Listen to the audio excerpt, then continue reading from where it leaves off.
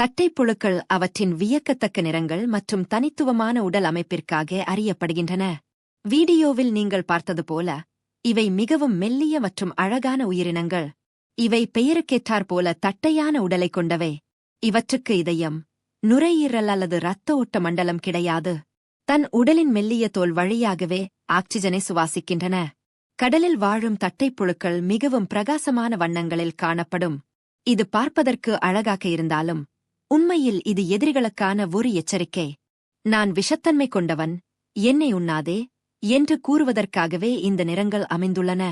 வீடியோவில் காணப்படுவது போல இவை அவற்றின் உடல் ஓரங்களை அலை அலையாக அசைத்து நீரில் அழகாக நடனமாடுவது போல நீந்தும். தட்டைப்புழுக்கள் மாமிச உண்ணிகள்.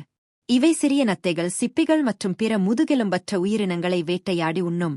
இவற்றின் மிகச்சிறந்த அம்சம் என்னவென்றால், ஒரு தட்டைப்புழுவை பல துண்டுகளாக வெட்டினாலும் ஒவ்வொரு துண்டும் ஒரு புதிய முழு புழுவாக வளரும் ஆற்றல் கொண்டது. இவை இருபாலின உயிரிகள், அதாவது ஒரே புழுவிடம் ஆண் மற்றும் பெண் ஆகிய 2 உறுப்புகளுமே இருக்கும். இவை மிகவும் எளிமையான உயிரினங்களாகத் தெரிந்தாலும் விலங்கு உலகில் முதலில் மூளை போன்ற ஒரு அமைப்பை பெற்றவை இவையே. இவற்றின் உடலில் தலைப்பகுதியில் நரம்பு செல்களின் தொகுப்பு உள்ளது. இது தகவல்களைச் செயலாக்க உதவுகிறது. இவற்றின் தலையில் 2 கண்கள் போன்ற புள்ளிகள் இருக்கும். ஆனால் அவற்றால் மனிதர்களைப் போல பார்க்க முடியாது. வெளிச்சம் எங்கிருந்து வருகிறது என்பதை மட்டுமே அந்த புள்ளிகளால் உணர முடியும். தட்டைப்புழுக்களுக்கு மலவாய் கிடையாது. அவை உணவை உட்கொள்ளும் அதே வாய் வழியாகவே செரிக்கப்படாத கழிவுகளையும் வெளியேற்றுகின்றன. சில தட்டைப்புழுக்கள் தங்கள் இரையை அப்படியே விழுங்கிவிடும்.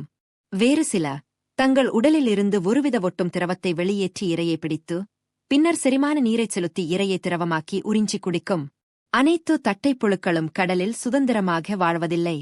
நாடாப்புழு போன்ற சில தட்டைப்புழுக்கள் மனிதர்கள் மற்றும் விலங்குகளின் குடலில் ஒட்டுண்ணிகளாக வாழ்ந்து நோய்களை உண்டாக்குகின்றன. இவை நீந்துவது மட்டுமல்லாமல் பாறைகள் மற்றும் மணல் மீது ஊர்ந்து செல்லும். அப்போது உராய்வை குறைக்க அவற்றின் உடல் அடியில் ஒருவித வழுவழுப்பான திரவத்தைச் சுரக்கின்றன. கடலடியில் உள்ள உயிரினங்களின் எண்ணிக்கையை கட்டுப்படுத்தவும் கடலை சுத்தமாக வைத்திருக்கவும் இவை உதவுகின்றன.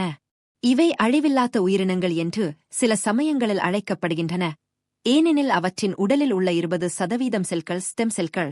ஒரு இயந்திரத்தின் உதிரிபாகங்களை மாற்றிக்கொண்டே இருப்பதைப் போல பழைய செல்களை புதுப்பித்துக் கொண்டே இருக்கின்றன. இவை செல்களின் சிதைவை தடுப்பதன் மூலம் உயிரியல் ரீதியாக சாகாவரம் பெற்றவையாக கருதப்படுகின்றன. மனிதர்களின் தண்டு செல் சிகிச்சைகளுக்கும் காயங்களை விரைவாக குணப்படுத்தும் மருத்துவ முறைக்கும் தட்டைப்புழுக்களின் இந்த 20% செல்கள்தான் மிகப்பெரிய வழிகாட்டியாக இருக்கின்றன.